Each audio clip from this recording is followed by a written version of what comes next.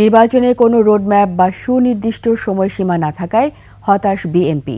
দলটির মহাসচিব মির্জা ফখরুল ইসলাম আলমগীর বলেছেন, প্রধান উপদেষ্টা যে সময়সীমা দিয়েছেন তা অস্পষ্ট।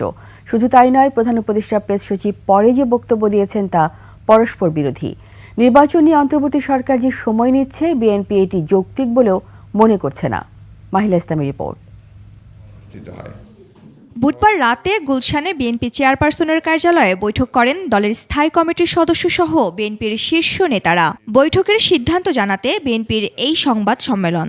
এ বিষয়ে আমাদের বক্তব্য, পঞ্চদশ সংশোধনী নিয়ে আদালতের রায়কে স্বাগত জানিয়ে স্থায়ী কমিটির সদস্য সালাহউদ্দিন আহমেদ বলেন, 2014, 18 ও 24 সালের জাতীয় নির্বাচনকে অবৈধ মনে করে বিএনপি। মাননীয় আদালত সংসদের উপরে এই জন্যই ছেড়ে দিয়েছেন যে এখানে কিছু রাজনৈতিক সিদ্ধান্তের বিষয় আছে বলে আদালত হয়তো মনে করেছেন। আমরা এটাকে অ্যাপ্রিসিয়েট করি। এ সময় দলের মহাসচিব মির্জা ফখরুল ইসলাম আলমগীর বলেন, বিজয় দিবস উপলক্ষে প্রধান উপদেষ্টা যে ভাষণ দিয়েছেন তাতে নির্বাচন রোডম্যাপ ও সুনির্দিষ্ট সময়সীমা নেই। প্রফেসর ডক্টর মোহাম্মদ ইউনূসের ভাষণে নির্বাচন সংক্রান্ত বক্তব্য একেবারেই অস্পষ্ট। তার বক্তব্যে নির্বাচনের একটি সম্ভাব্য সময়ের কথা বলা হলেও নির্বাচনের কোনো রোডম্যাপ সুনির্দিষ্ট সম্পর্কে কোনো সুনির্দিষ্ট বক্তব্য রাখা হয়নি।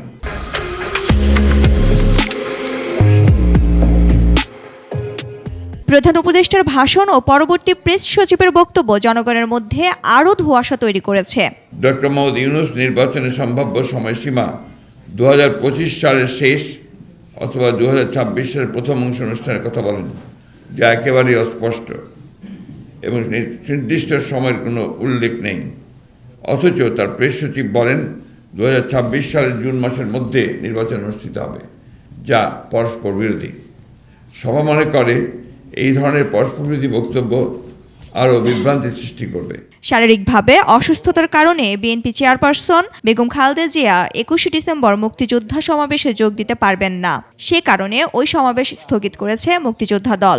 ঘোষণা হয়ে গেলে তো সব রেডি হয়ে যাবে। মাহিলা ইসলাম, 21 টেলিভিশন, ঢাকা।